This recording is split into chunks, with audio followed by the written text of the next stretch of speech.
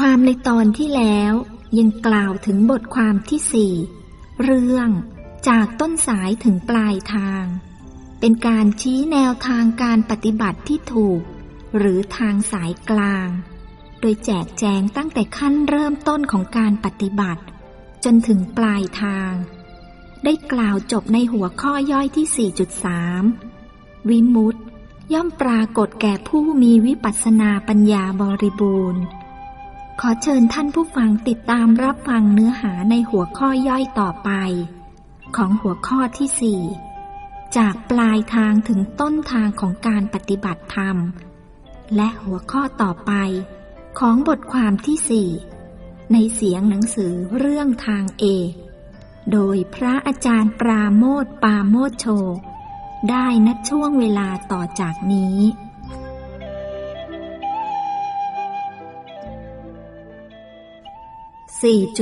4.4 ปัญญามีสัมมาสมาธิเป็นเหตุใกล้ให้เกิด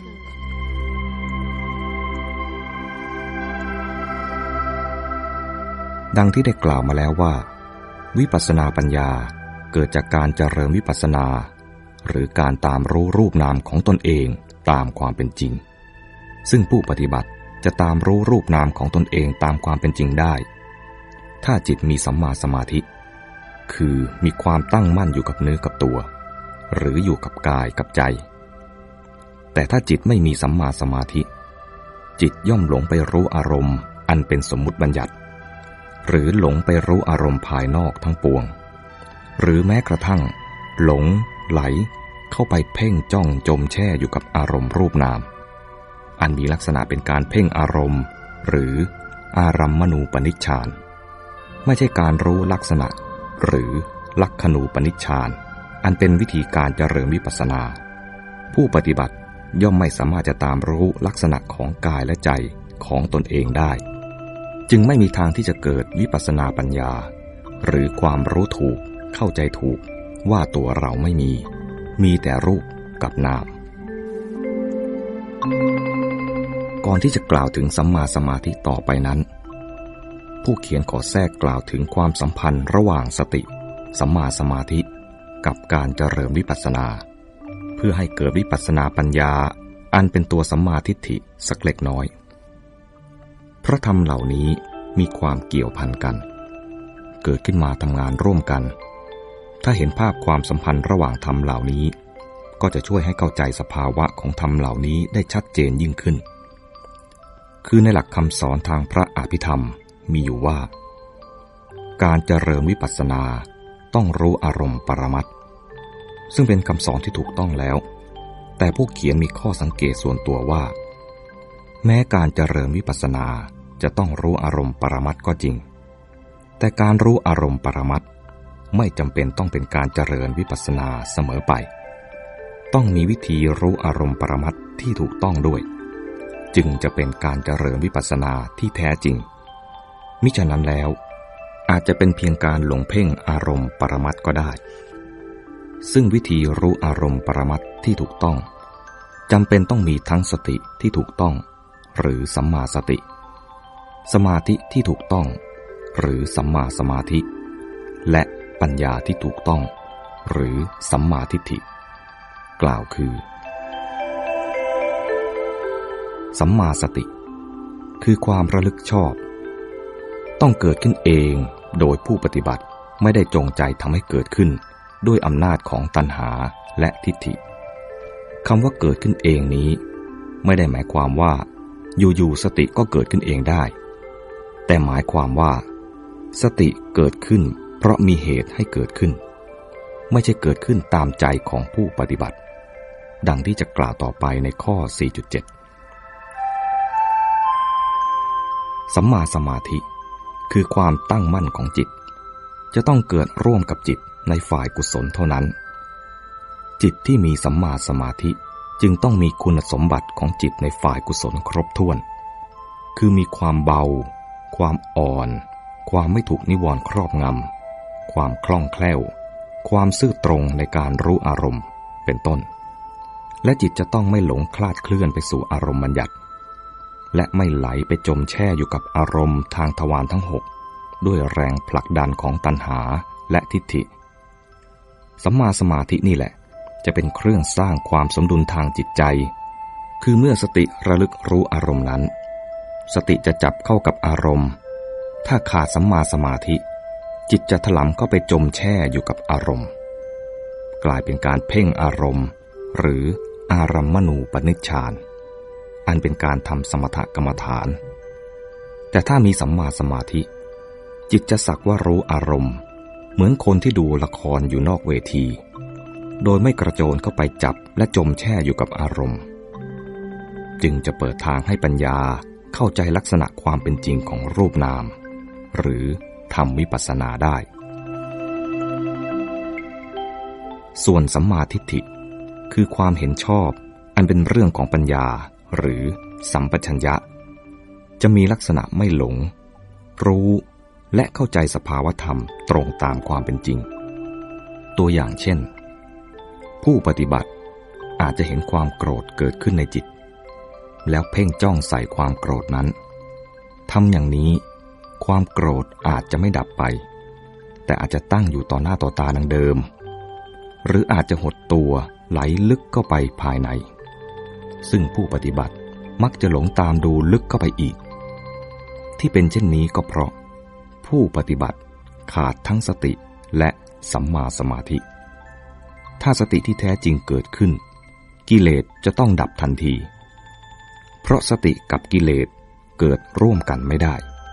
และในขณะที่สติระลึกรู้ลักษณะของกิเลสที่เพิ่งดับไปนั้นจิตจะต้องมีสัมมาสมาธิคือมีความตั้งมั่นเป็นอิสระ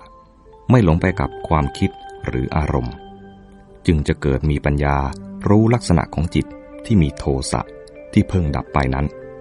ว่าเคยมีแล้วไม่มีเป็นต้น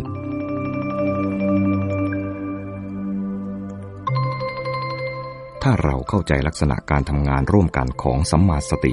สัมมาสมาธิและสัมปชัญญะหรือปัญญาดีแล้วจะทราบชัดว่าสัมมาสติทำหน้าที่ระลึกได้ว่ามีสภาวธรรมอันใดอันหนึ่งปรากฏขึ้นทางกายหรือทางใจระหว่างนั้นจิตจะต้องมีสัมมาสมาธิคือต้องตั้งมั่นไม่หลงถลำไปรวมหรือจมแช่อยู่กับอารมณ์ที่สติสักว่าระลึกรู้เข้าเป็นการรู้อารมณ์อย่างเป็นตัวของตัวเองไม่หลงไปกับการรู้แล้วปัญญาจึงจะเกิดขึ้นได้คือเกิดความเข้าใจความเป็นจริงหรือลักษณะอันเป็นไตรลักษณ์ของอารมณ์รูปนามที่สติไประลึกรู้เข้าหากสติไประลึกรู้อารมณ์แล้วจิตขาดสัมมาสมาธิจิตจะถลำเข้าไปเพ่งจ้องอารมณ์หรือตามรู้อารมณ์ไปจนลืมตัวอย่างนี้ปัญญาก็เกิดขึ้นไม่ได้แม้จะรู้สึกเหมือนกับว่าเห็นความเปลี่ยนแปลงของอารมณ์ได้แต่ก็เป็นการเห็นอย่างคนที่ตกน้ำแล้วเห็นสิ่งของที่ลอยอยู่ในน้ำไม่ใช่คนที่ยืนอยู่บนบกแล้วเห็นสิ่งของลอยอยู่ในน้ำการรู้สองลักษณะนี้คล้ายกันสำหรับผู้ที่ไม่เคยศึกษาเรื่องจิตสิกขาจนจิตเกิดความตั้งมั่นมีสัมมาสมาธิจริงๆแต่แตกต่างกันมากสำหรับคนที่เคยศึกษาเรื่องจิตจนรู้จักลักษณะของจิตที่ตั้งมั่นรู้อารมณ์อย่างไม่มีส่วนเกี่ยวข้องกับอารมณ์ซึ่งแตกต่างเป็นอย่างมากกับจิตที่กระโจนเข้าไปมีส่วนได้เสียกับอารมณ์สำหรับเรื่องของสัมมาสมาธิมีแง่มุมที่ควรทราบเพิ่มเติมดังนี้คือ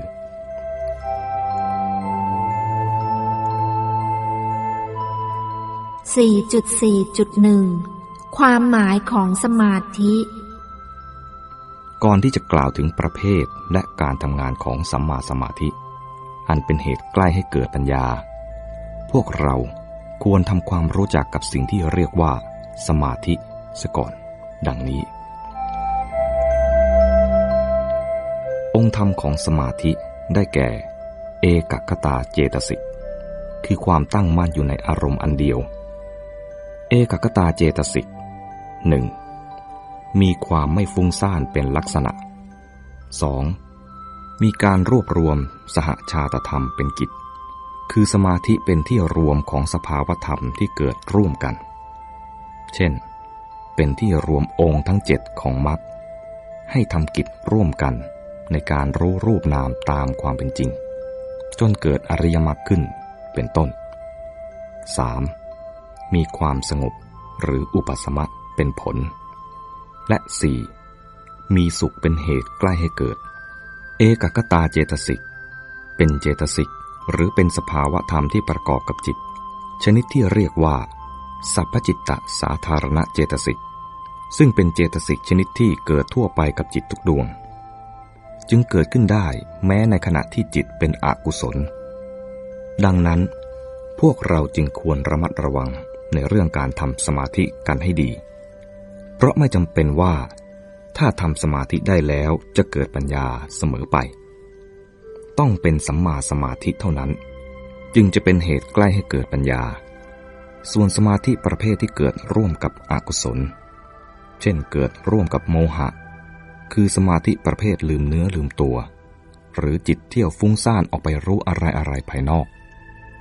และสมาธิที่เกิดร่วมกับโลภะ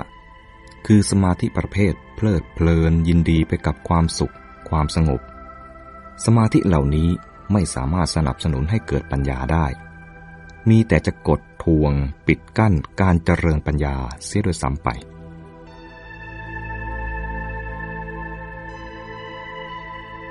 4.4.2 ประเภทของสมาธิสมาธิ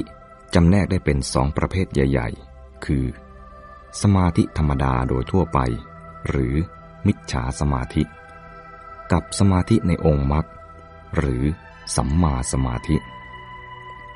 สมาธิธรรมดาหรือมิจฉาสมาธิ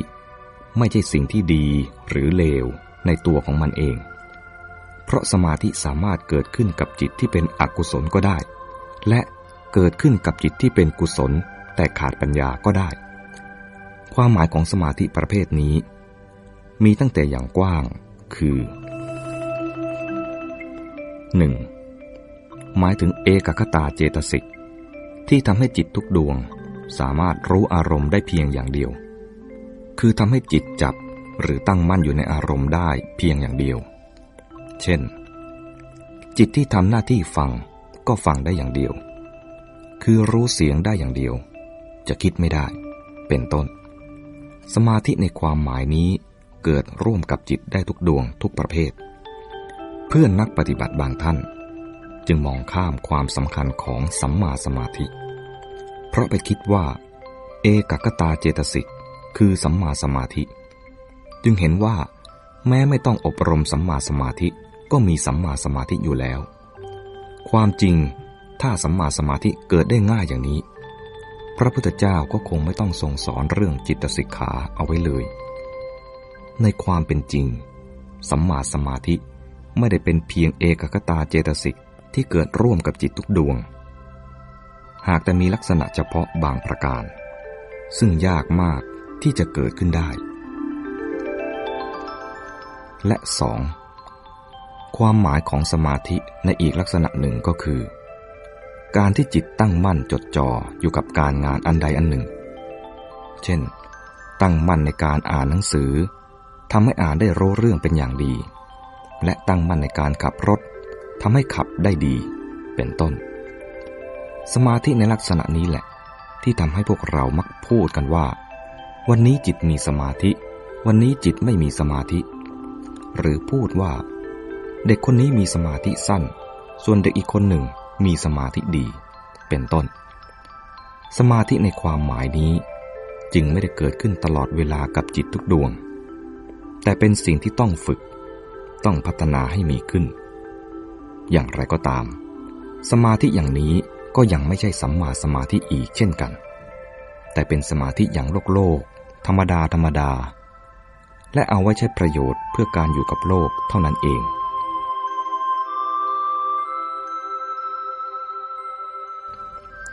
ยังมีสมาธิอีกอย่างหนึ่งคือสัมมาสมาธิซึ่งเป็นสมาธิในองค์มรรคสมาธิประเภทนี้แหละที่เราต้องสนใจศึกษาและพัฒนาขึ้นมาให้ได้ลักษณะสำคัญของสัมมาสมาธิก็คือ 1. ต ต้องเกิดร่วมกับจิตในฝ่ายกุศลเท่านั้นจะเกิดร่วมกับอกุศลจิตไม่ได้เลยเรื่องของจิตที่เป็นกุศลและอกุศลนี้เป็นเรื่องที่ละเอียดอ่อนผู้ใดศึกษาลักษณะของจิตจนจำแนกได้ว่าจิตในขณะใดเป็นกุศลหรืออกุศลจะพบความจริงที่น่าตกใจว่าในแต่ละวันกุศลจิตเกิดได้น้อยเหลือเกินแม้แต่ในเวลาที่เราทำบุญตักบาตรกระทั่งทำสมาธิและวิปัสสนาจิตก็ยังมักจะมีอกุศลแทรกอยู่ด้วยซ้ำไปทั้งนี้จิตที่เป็นกุศลจะมีลักษณะรู้ตื่นเบิกบานสงบสะอาดสว่างเบาอ่อนโยนไม่ถูกนิวรณ์ครอบงำคล่องแคล่วว่องไวและรู้อารมณ์อย่างซื่อตรง 2. ต้องเกิดร่วมกับองค์มรรคที่เหลืออื่นๆทั้งหมด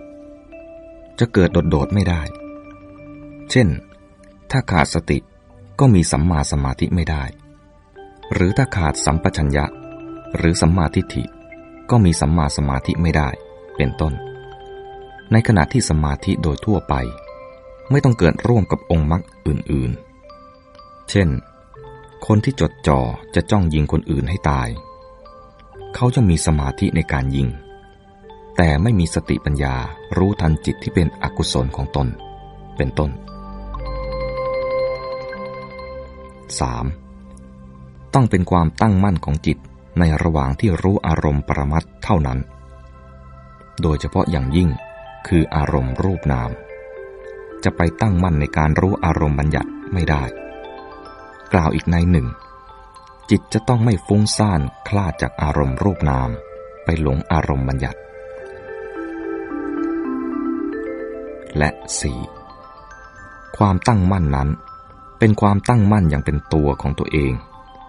ไม่ใช่ถลำเข้าไปตั้งจมแช่อยู่กับอารมณ์ที่สติไประลึกรู้เข้าเพราะถ้าถลำก็เป็นการเพ่งอารมณ์หรืออารัมมณูปนิชฌานอันเป็นเรื่องของการทำสมถะแต่ถ้าไม่ถลำจิตจะมีลักษณะสักว่ารู้อารมณ์และสติจะมีลักษณะสักว่าระลึกรู้อารมณ์อันเป็นการทำลักขณูปนิชฌานหรือการรู้ลักษณะอันเป็นไตรลักษณ์ของอารมณ์รูปนามซึ่งเป็นวิธีของการเจริญวิปัสสนา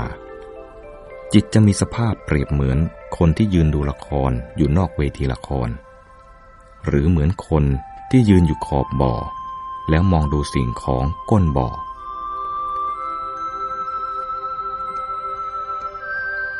ขอให้เพื่อนนักปฏิบัติสังเกตถ้อยคำ2 ประโยคต่อไปนี้ให้ดีคือ 1. การที่จิตถลำเข้าไปตั้งมั่นเกาะรวมหรือนิ่งแช่อยู่กับอารมณ์กับ 2. การที่จิตมีความตั้งมั่นในขณะที่สติสักว่าระลึกรู้อารมณ์รูปนามถ้าเข้าใจความแตกต่างระหว่างถ้อยคำ2 ประโยคนี้ได้ก็จะจำแนกมิจฉาสมาธิกับสัมมาสมาธิออกจากกันได้มิจฉาสมาธินั้นจะมีลักษณะที่จิตจดจ่อและถลำเข้าไปรวมอยู่กับอารมณ์อย่างลืมเนื้อลืมตัวโดยไม่คลาดเคลื่อนไปสู่อารมณ์อื่นส่วนสัมมาสมาธิมีลักษณะที่ทำให้จิตเป็นอิสระจากอารมณ์อยู่ต่างหากจากอารมณ์ในระหว่างที่สติสักว่าระลึกรู้อารมณ์รูปนามโดยไม่ต้องจงใจรู้โดยจิตไม่ถลำเข้าไปเกาะเกี่ยวกับอารมณ์อันเป็นการกระทำด้วยอำนาจของตัณหาและทิฏฐิจิตจึงเป็นมหากุศลจิตและมีลักษณะสักว่ารู้ไม่หลงรู้และไม่หลงเข้าไปแทรกแซงอารมณ์และสามารถรู้อารมณ์รูปนามตามความเป็นจริงอันเป็นการเจริญวิปัสสนาได้สัมมาสมาธิเป็นตัวเปิดทางให้เกิดปัญญารู้ลักษณะของรูปนามตามความเป็นจริงได้พูดง่ายๆก็คือสัมมาสมาธิทำให้จิตไม่ถลำเข้าไปรู้หรือเข้าไปจมแช่หรือวิ่งตามอารมณ์ที่สติเข้าไประลึกรู้เข้าจนไม่สามารถเกิดปัญญาเข้าใจลักษณะอันเป็นไตรลักษณ์ของอารมณ์รูปนามได้ ในขณะที่สมาธิโดยทั่วไปมีลักษณะเป็นการส่งจิตเข้าไปเพ่งอารมณ์ซึ่งมักจะเป็นอารมณ์บัญญัติโดยจิตจะถลำเข้าไปแช่นิ่งอยู่กับอารมณ์ด้วยแรงผลักดันของตัณหาและทิฏฐิเช่นเมื่อเกิดความอยากจะอ่านหนังสือก็มีสมาธิจดจ่ออยู่กับการอ่านและคิดเรื่องหนังสือนั้นเมื่อเกิดความอยากจะฟังดนตรีก็มีสมาธิจดจ่ออยู่กับการฟังนั้นเมื่อเกิดความอยากคิดจิตก็จดจ่อและหลงเข้าไปในโลกของความคิดและเมื่อเกิดความอยากจะปฏิบัติธรรมก็เกิดการส่งจิตไปจดจ่อเพ่งจ้องอารมณ์อันใดอันหนึ่งที่เชื่อว่าการรู้อารมณ์อันนั้นหรือรู้ด้วยวิธีการอย่างนั้นคือการปฏิบัติธรรมที่ถูกต้องเป็นต้นและไม่เพียงแต่เพ่งอารมณ์บัญญัติเท่านั้นแม้กระทั่งอารมณ์รูปนามก็ยังอุตส่าห์นำมาเพ่งกันจนได้เช่นพอความโกรธเกิดขึ้นในใจก็เอาจิตเพ่งใส่ความโกรธจิตในขณะนั้นจึงเป็นอกุศลคือมีโมหะได้แก่การที่ไม่รู้ทันสภาวธรรมว่ากำลังหลงเพ่งและมีโทสะหรือไม่พอใจความโกรธอยากให้ความโกรธดับไปเป็นต้นหรือบางท่านก็เพ่งกายคือตรึงความรู้สึกนิ่งไว้กับกายที่เคลื่อนไหวไปมาสภาวะขณะนั้นจะมีลักษณะกายไหวแต่ใจนิ่งสนิทอยู่ได้นานๆเป็นต้นได้กล่าวแล้วว่าสมาธิมีอยู่สองประเภทคือมิจฉาสมาธิกับสัมมาสมาธิคราวนี้จะกล่าวให้เพื่อนนักปฏิบัติฟังต่อไปอีกว่าสัมมาสมาธิยังจำแนกออกไปตามระดับของความตั้งมั่นในอารมณ์ได้อีก3ระดับคือคณิกะสมาธิเป็นความตั้งมั่นชั่วขณะของจิตในการรู้อารมณ์รูปนามซึ่งเกิดดับอยู่ตลอดเวลา 2. อุปจารสมาธิเป็นความตั้งมั่นของจิตในการรู้ปฏิภาคนิมิตเป็นอารมณ์แต่ยังไม่สงบแนบแน่นถึงระดับฌานและ 3. อัปปนาสมาธิเป็นความตั้งมั่นของจิตในการรู้ปฏิภาคนิมิตเป็นอารมณ์มีความสงบแนบแน่นถึงระดับฌานซึ่งยังแยกออกไปได้เป็นรูปฌานกับอรูปฌานบุคคลผู้มีตัณหาจริตคือผู้ที่มีความอยากในอารมณ์มากๆเหมาะสมที่จะเจริญสติด้วยการตามรู้กายสมควรฝึกฝนอบรมจิตให้ได้อัปปนาสมาธิซึ่งมีลักษณะที่จิตเป็นหนึ่งมีอารมณ์เป็นหนึ่งมีปีติสุขอุเบกขาเอกคตาหรืออย่างน้อยก็ควรทำอุปจารสมาธิให้ได้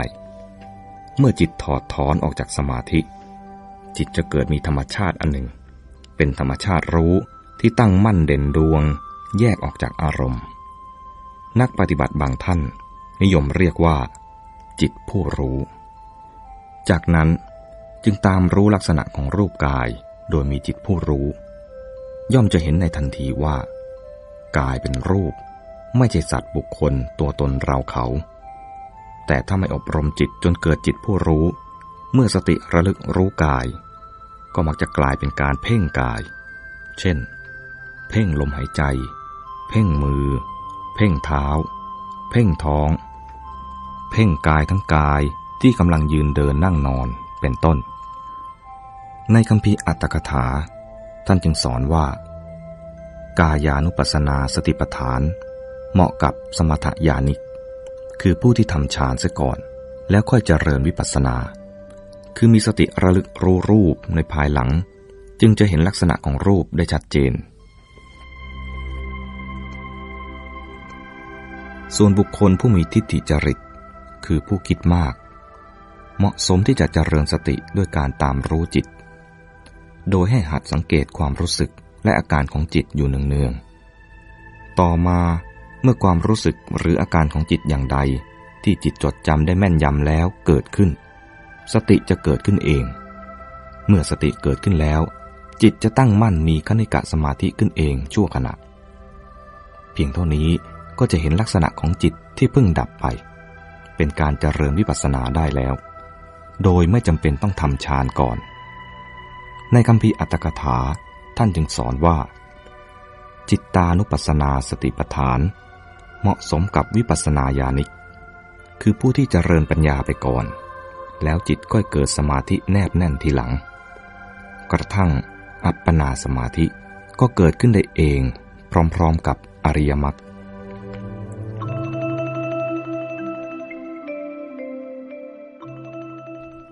4.4.3 บทบาทของสัมมาสมาธิสัมมาสมาธิเป็นเรื่องที่สำคัญมากสำคัญถึงขนาดเป็น1 ใน 3ของบทเรียนทางพระพุทธศาสนาคือเรื่องจิตสิกขาเป็นสิ่งที่เพื่อนชาวพุทธ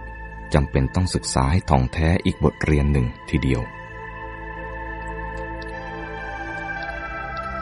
เมื่อใดจิตมีสัมมาสมาธิคือมีความตั้งมั่นอยู่กับกายกับใจตนเองเมื่อนั้นย่อมมีการเจริญวิปัสสนาแม้ไม่จงใจจะเจริญวิปัสสนาเพราะเมื่อจิตไม่หลงไปสู่อารมณ์บัญญัติทางทวารทั้ง6จิตย่อมจะรู้กายรู้ใจเมื่อรู้กายรู้ใจหรือรูปนามได้แล้วถึงไม่พยายามจะเห็นไตรลักษณ์ก็ต้องเห็นอยู่วันยังค่ำแต่ถ้าเมื่อใดจิตไม่ตั้งมั่นอยู่กับกายกับใจลืมกายลืมใจเมื่อนั้นย่อมไม่สามารถเจริญวิปัสสนาได้เพราะไม่สามารถจะรู้อารมณ์รูปนามได้ดังนั้นจึงกล่าวได้ว่าการเจริญวิปัสสนาและวิปัสสนาปัญญามีสัมมาสมาธิเป็นเหตุใกล้ให้เกิด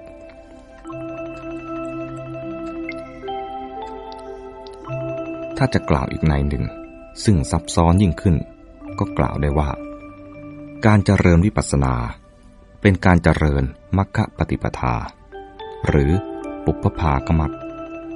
อันเป็นต้นทางให้เกิดอริยมรรคเครื่องมือในการใช้เจริญปุพพากมรรคมีอยู่เป็นอันมากได้แก่องค์ธรรมในฝ่ายการตรัสรู้ทั้งหลายโดยเฉพาะอย่างยิ่งองค์แห่งมรรคทั้ง7ที่เหลือเช่นสัมมาสมาธิสัมมาสังกัปปะสัมมาสติและสัมมาวายามะเป็นต้นสัมมาสมาธินี่แหละทำจิตให้ตั้งมั่นอยู่ในขณะที่รู้อารมณ์รูปนามและทำให้องค์มรรคทั้ง7ที่เหลือพร้อมทั้งเจตสิกธรรมในฝ่ายที่สนับสนุนการตรัสรู้สามารถประชุมลงที่จิตเพื่อช่วยกันทำงานสนับสนุนจิตให้เกิดปัญญารู้รูปนามตามความเป็นจริงได้ด้วยเหตุผลดังกล่าวนี้จึงกล่าวได้ว่าปัญญาเกิดจากการเจริญวิปัสสนาหรือการตามรู้รูปนามด้วยจิตที่ตั้งมั่นมีสัมมาสมาธิในชั้นนี้จะขอกล่าวถึงเรื่องสัมมาสมาธิแต่เพียงเท่านี้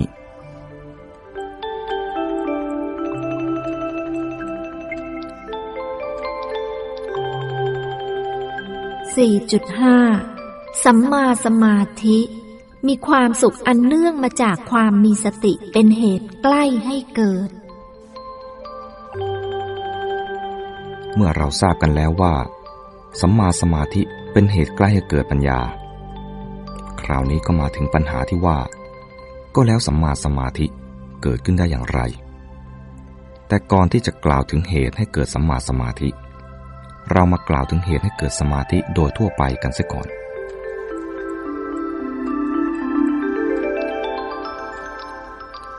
คัมภีร์พระอภิธรรมสอนว่าความสุขเป็นเหตุใกล้ให้เกิดสมาธิดังนั้นถ้าปรารถนาจะให้จิตเกิดสมาธิก็ต้องทำให้จิตเกิดความสุขขึ้นเสียก่อนแต่พวกเรานักปฏิบัติมักเชื่อกันว่าเมื่อจิตมีสมาธิแล้วจิตจะมีความสุขทั้งที่ในความเป็นจริงแล้วความสุขต่างหากที่ทำให้จิตมีสมาธิหรือมีความตั้งมั่นหรือมีความไม่ฟุ้งซ่านส่วนผลของสมาธิก็คือจิตจะสงบชั่วคราวจากกิเลส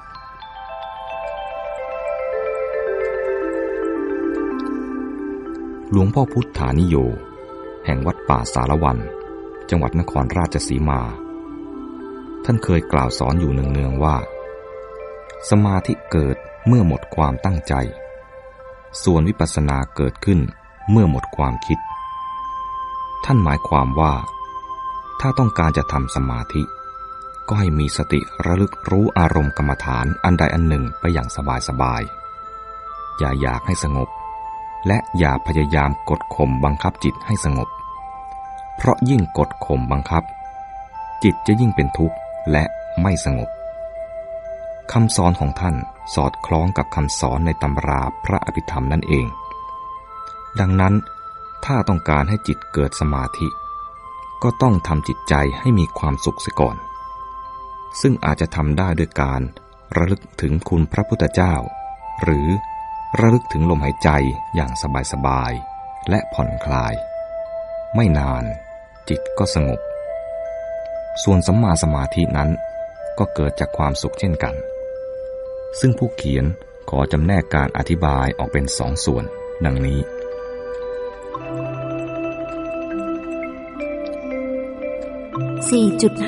4.5.1 สัมมาสมาธิสำหรับสมถญาณิก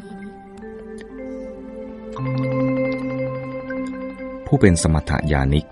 จำเป็นต้องทำสัมมาสมาธิในระดับของอุปจารสมาธิและอัปปนาสมาธิให้เกิดขึ้นเพื่อเป็นฐานสำหรับการเจริญวิปัสสนาต่อไป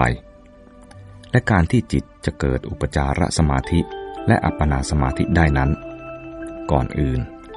ผู้ปฏิบัติจะต้องหาอารมณ์กรรมฐานที่เหมาะสมกับจริตของตนเสียก่อนซึ่งได้แก่อารมณ์บัญญัติ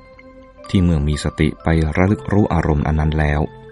จะทำให้จิตมีความสุขเมื่อเลือกอารมณ์ที่เหมาะสมได้แล้ว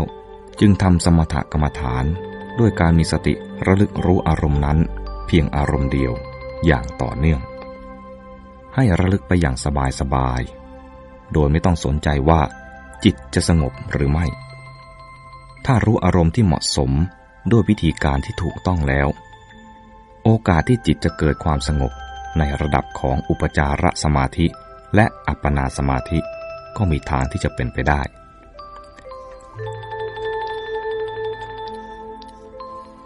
ผู้ปฏิบัติต้องพิจารณาว่าตนมีจริตใดใน6จริตคือราคะจริตโทสะจริตโมหจริตศรัทธาจริตพุทธิจริตและวิตกจริตเมื่อทราบจริตแล้วจึงพิจารณาถึงอารมณ์กรรมฐานที่เหมาะสมในการทำสมถกรรมฐานต่อไปเช่นผู้มีราคะจริตควรพิจารณาอสุภกรรมฐานผู้มีโทสะจริตควรเจริญเมตตาและผู้มีโมหจริตควรเจริญอานาปานสติเป็นต้นเรื่องนี้หาอ่านรายละเอียดได้จากคัมภีร์วิสุทธิมรรคแต่ผู้เขียนจะไม่นำมากล่าวไว้ในที่นี้เพราะเป็นเรื่องที่ยืดยาวและมีรายละเอียดมากอย่างไรก็ตามขอเรียนว่าการเลือกอารมณ์กรรมฐานให้ถูกจริตเป็นสิ่งที่ยากมากนอกจากการพิจารณาตามตำราและการรับฟังคำแนะนำของครูบาอาจารย์แล้วก็ต้องใช้การลองผิดลองถูกของผู้ปฏิบัติเองด้วยว่าทำอย่างไรจิตจึงจะสงบ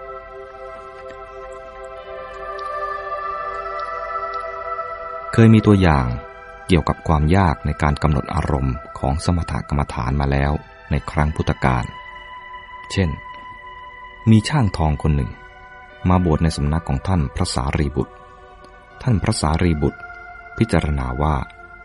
พระอดีตช่างทองรูปนี้เป็นพวกรักสวยรักงามและอยู่ในวัยหนุ่มแน่นน่าจะมีราคะจริตจึงเหมาะที่จะเจริญอสุภกรรมฐานให้จิตสงบแต่ภิกษุรูปนี้มีความรู้สึกขยะแขยงอารมณ์ของอสุภกรรมฐานคือไม่มีความสุขที่จะรู้อารมณ์อสุภะจิตของท่านจึงไม่สงบเลยต่อเมื่อพระพุทธเจ้าทรงประทานดอกบัวแดงให้ท่านพิจารณาท่านก็มองดูดอกบัวที่สวยงามนั้นด้วยความพึงใจคือมีความสุขในการดูดอกบัวต่อมาเมื่อดอกบัวเริ่มเหี่ยวเฉาลงท่านก็พิจารณาเห็นถึงความไม่งามและความไม่เที่ยงของดอกบัวนั้นแล้วจิตของท่านก็เป็นสมาธิ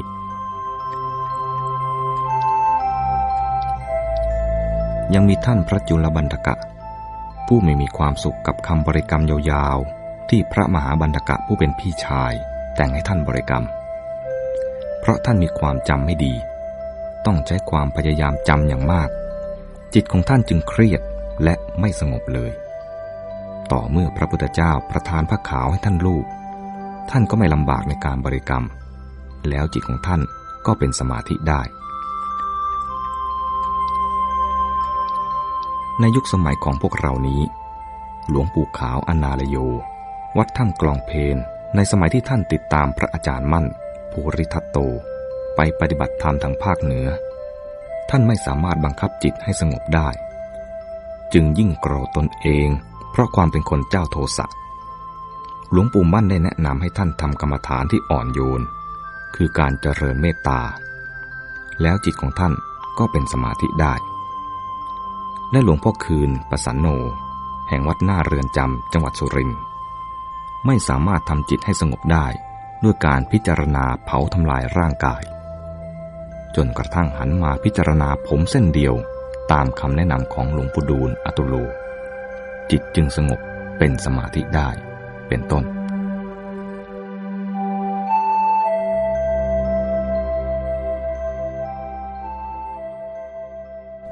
ข้อธรรมจากบทความ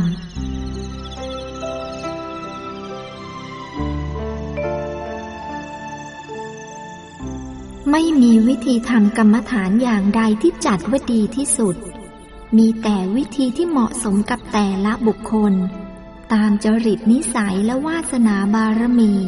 ที่เคยฝึกฝนอบรมมาเฉพาะตัวเท่านั้น